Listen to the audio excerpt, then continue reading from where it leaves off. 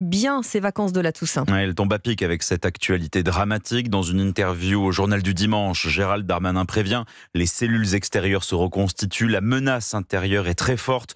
Le ministre de l'Intérieur appelle à la vigilance de tous. C'est dans ce climat de djihadisme d'atmosphère, selon les mots du ministre. Alors, en ce premier week-end de vacances scolaires, vous êtes nombreux à tenter de prendre du recul. Bonjour Geoffrey Branger. Bonjour Thomas, bonjour à tous. C'est peu dire que les Français en ont besoin de recul.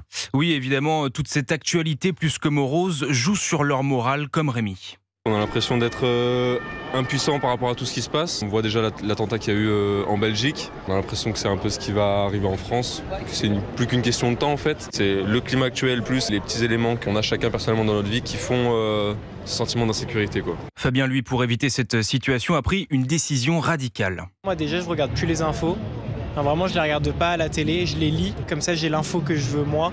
Je sais ce qui se passe, mais sans rentrer dedans, sans rentrer dans un truc un peu anxiogène qui répète les mêmes choses, etc. en fonction des médias. Et c'est la bonne chose à faire selon Mickaël Stora, psychologue et psychanalyste, afin de ne pas tomber dans ce qu'il appelle l'infobésité. Il faut comprendre, se nourrir en permanence et abondamment d'actualité. En temps normal déjà, ce n'est pas une bonne idée selon lui, mais dans le contexte actuel, c'est à proscrire totalement pour préserver sa santé mentale. Je pense vraiment que sans être dans un évitement à tout prix, il y a un moment où c'est peut-être important d'accepter, peut-être plus d'aller du côté des analyses, des certains articles de fond, avec des experts qui nous permettent peut-être aussi de penser les choses, d'être moins dans le pur affect ou l'émotion.